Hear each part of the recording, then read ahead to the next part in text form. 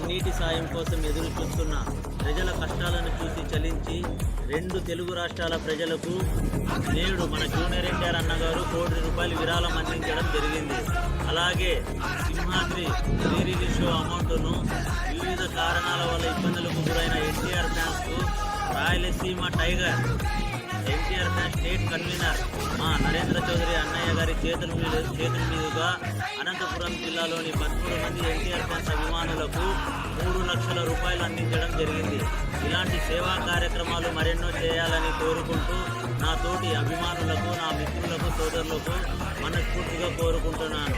అలాగే సెప్టెంబర్ 27 గ్రాండ్గా రిలీజ్ అవుతున్న మా దేవర చిత్రం భారీగా బ్లాక్ బస్టర్ హిట్ అవ్వాలని కోరుకుంటూ జై ఎన్టీఆర్. దేవర